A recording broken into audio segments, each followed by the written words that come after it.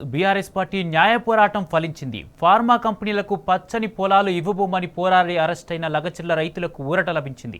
మాజీ ఎమ్మెల్యే పట్నం నరేందర్ రెడ్డితో పాటు 24 మంది రైతులకు బెయిల్ మంజూరైంది. నాంపల్లి స్పెషల్ కోర్టు షరతులతో కూడిన బెయిల్ మంజూరు చేసింది. బెయిల్ రావడంపై బాధిత రైతు కుటుంబాలు బీఆర్ఎస్ శ్రేణుల హర్షం వ్యక్తం చేస్తాయి. కొడంగల్ నియోజకవర్గంలో బాధిత రైతు కుటుంబాలు ప్రజలు సంబరాలు జరుపుకుంటున్నారు. ఇదే అంశానికి సంబంధించి పూర్తి అప్డేట్స్ అందించేందుకు మనతో పాటు ఫోన్ లైన్లో సిద్ధంగా ఉన్నారు రంగాచారి. బెయిల్కు ఇప్పటికే లభించింది. లగచర్ల రైతులకు బెయిల్ తర్వాత ప్రాసెస్ ఎంతవరకు వచ్చింది? ఎన్ని గంటలకు రిలీజ్ అయ్యే అవకాశం ఉంది? Good afternoon Kumar. మరికొద్ది సేపట్లో అంటే ఒక గంటన్నర సేపట్లో లగచర్లకు సంబంధించిన రైతులు విడుదలయ్యే అవకాశం కనిపిస్తుంది. ప్రస్తుతం మనం సంగారెడ్డి వద్ద ఉన్న కంది సెంట్రల్ జైలు వద్ద ఉన్నాం. జిల్లాకు సంబంధించిన కారాగారం వద్ద ఉన్నాం. ఇక్కడ మొత్తం ప్రాసెస్ పూర్తి చేసిన తర్వాత బెయిల్ కు సంబంధించిన కాగితాలన్నీ కూడా ఇక్కడ సమర్పించిన తర్వాత వాళ్ళంతా కూడా బయటకు వచ్చేటువంటి పరిస్థితి ఉందని చెప్పి ఇక్కడ జైలు అధికారులు చెప్తూ ఉన్నారు. అట్లాగే లగచర్ల రైతుల తరఫున న్యాయ పోరాటం చేసినటువంటి అడ్వకేట్లు కూడా అదే విషయం చెప్తున్నారు. వాళ్ళంతా ఆ బాధితుల్ని అట్లాగే బాధితులకు సంబంధించిన కుటుంబాలను వాళ్ళు తీసుకుని ఇక్కడికి రాబోతూ ఉన్నారు. వాళ్ళు వచ్చి ఆ బెయిల్ పేపర్లు లోపల సమర్పించిన తర్వాత వీళ్ళంతా కూడా విడుదలయ్యే అవకాశం కనిపిస్తుంది. అంటే సుమారు 3-3:30 గంటల ప్రాంతంలో వీళ్ళంతా కూడా బయటకు వచ్చే అవకాశం కనిపిస్తుందని చెప్పి తెలుస్తూ ఉన్నది. ముఖ్యంగా చేయని నేరానికి దాదాపు 35 రోజుల పాటు జైల్లో శిక్ష అనుభవిస్తున్నటువంటి లగచర్ల రైతులకు ఒక రకంగా ఇది కొంత ఊరట లభించిందని చెప్పవచ్చు. ఎందుకంటే వాళ్ళు చేసిన నేరమేది లేదు, కేవలం వాళ్ళ భూములు మా భూములు మాకు కావాలి, మా భూములు మాకు ఉండాలి అని చెప్పి వాళ్ళు చెప్పారు.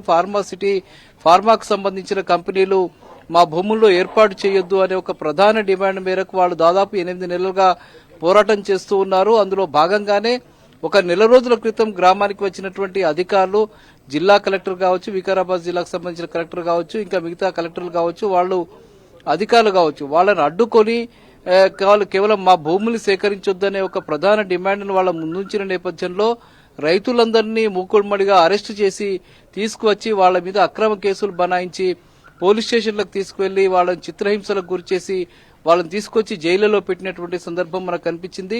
వీళ్ళ పోరాటానికి మద్దతు ఇచ్చినటువంటి అక్కడ మాజీ ఎమ్మెల్యే పట్నం నరేందర్ రెడ్డితో పాటుగా సుమారు 25 మంది రైతుల్ని వీళ్ళంతా తీసుకొచ్చి జైలులో పెట్టారు. కొంతమందినేమో దాదాపు 20 మంది వరకు ఇక్కడ సంగారెడ్డి జైల్లో పెట్టారు. కంది వద్ద ఉన్నటువంటి జైల్లో పెట్టారు. మిగతా నరేందర్ రెడ్డితో పాటు మరో 4-5 రైతుల్ని అక్కడ చెల్లపల్లి జైల్లో పెట్టారు. వాళ్ళందరికీ కూడా ఈరోజు విముక్తి లభించబోతూ ఉన్నది. లగచర్ల రైతుల పోరాటానికి మద్దతుగా బీఆర్ఎస్ పార్టీ కూడా పెద్ద ఎత్తున పోరాటం నిర్వహించిన విషయం తెలిసిందే. ముఖ్యంగా ముఖ్యమంత్రి రేవంత్ రెడ్డి తన కుటుంబ సభ్యులకు భూముల్ని అప్పగించాలనే ఒక ప్రధాన ఉద్దేశంతో ఆ గిరిజనులకు సంబంధించిన పచ్చని పంటలు పండేటువంటి భూముల్ని సేకరించడానికి ముందుకు వచ్చిన నేపథ్యంలో రైతులంతా కూడా మూకుమ్మడిగా దాన్ని వ్యతిరేకించారు. తమ భూముల్ని సేకరించవద్దని, 3 పంటలు పండే తమ భూముల్ని సేకరించడం అన్యాయం అని చెప్పి రైతులు పోరాటానికి దిగినటువంటి పరిస్థితి ఉంది. చాలా రోజులుగా వాళ్ళు పోరాటం చేస్తూ ఉన్నారు. రైతులు మన అధికారుల వద్దకు వెళ్లి వినతి పత్రాలు సమర్పించారు. అట్లాగే అన్ని పార్టీలకు సంబంధించిన నాయకులు, అటు బీజేపీ కావచ్చు, కాంగ్రెస్ పార్టీ కావచ్చు, బీఆర్ఎస్ పార్టీ కావచ్చు, కమ్యూనిస్ట్ పార్టీలకు సంబంధించిన నాయకులతో కావచ్చు, అన్ని పార్టీల వద్దకు వెళ్లి వాళ్ళ వినతి పత్రాలు సమర్పించారు. తమ భూముల్ని సేకరించవద్దు అని చెప్పారు.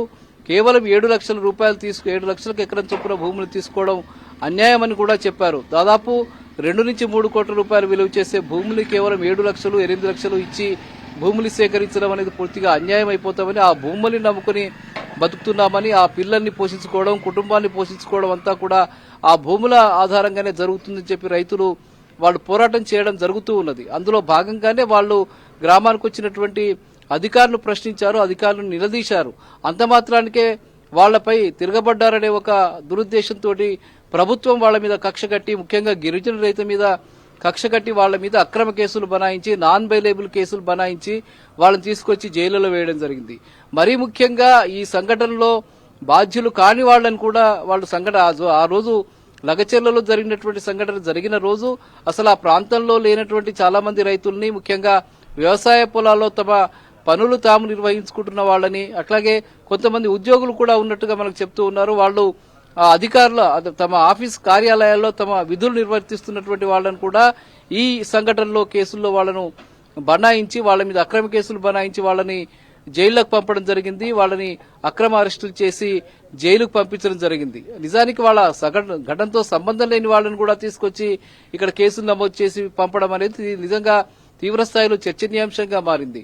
ఇక్కడ ముఖ్యంగా ఈ అంశాన్ని బీఆర్ఎస్ పార్టీ తీవ్రమైనటువంటి పోరాటంగా స్వీకరించింది. ముఖ్యంగా BRS party working president KTR నేతృత్వంలో ఒక జాతీయ స్థాయి ఉద్యమమే జరిగిందని చెప్పవచ్చు. తెలంగాణ రాష్ట్రంలోనే కాకుండా భారీ ఎత్తున అటు ఢిల్లీ వరకు కూడా ఈ పోరాటాన్ని తీసుకువెళ్లారు.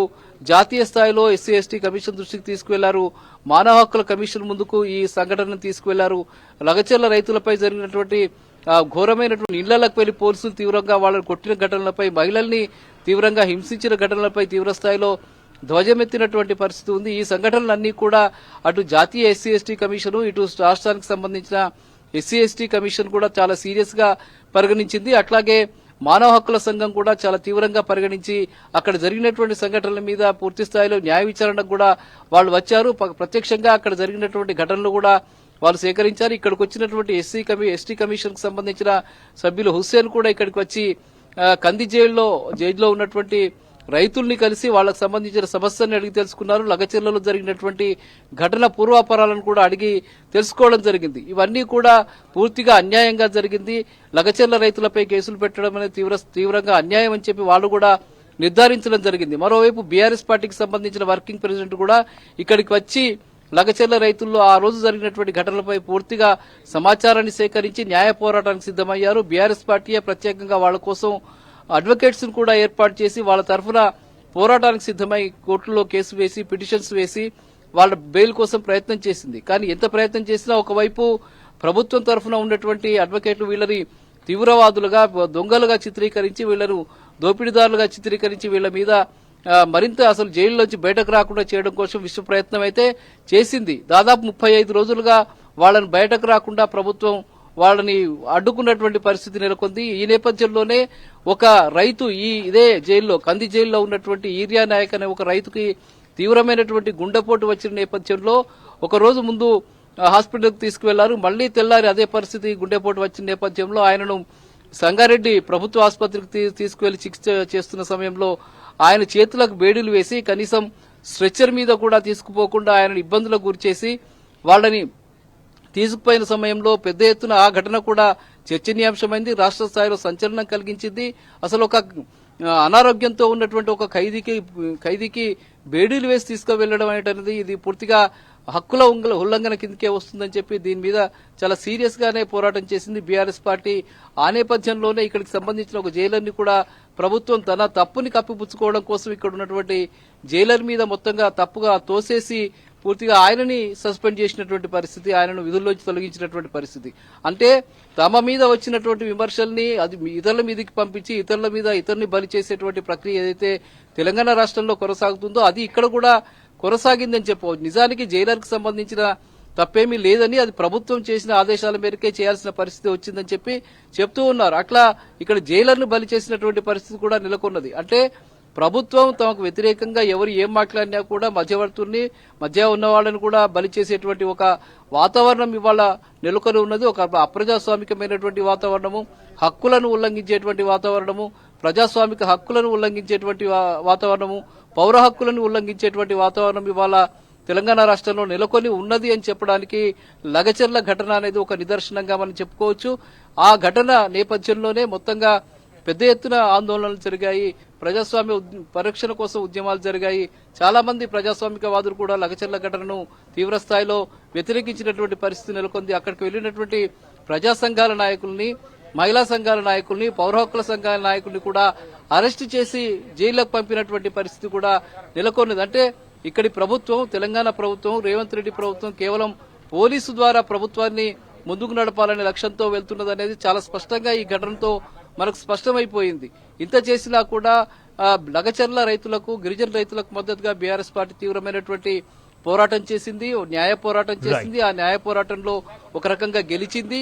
ఆ గెలుపులో భాగంగానే నాంపల్లి కోర్టు ద్వారా వాళ్లకు బెయిల్ మంజూరైంది. మరికొద్దిసేపట్లోనే ఆ ప్రాసెస్ అంతా పూర్తి చేసి అడ్వకేట్లు, ఆ గ్రామానికి సంబంధించిన వాళ్ళ బంధువులంతా కూడా ఇక్కడికి వచ్చి లగచెర్ల రైతుల్ని విడిపించుకు వెళ్లడం కోసం అవసరమైనటువంటి ఏర్పాటు జరుగుతున్నాయి. మరికొద్దిసేపట్లో అంటే ఒక గంటన్నర ప్రాంతంలో వాళ్ళంతా కూడా బయటకు వచ్చే పరిస్థితి కనిపిస్తుంది. Kumar, O two studio. Right, thank you Rangachari.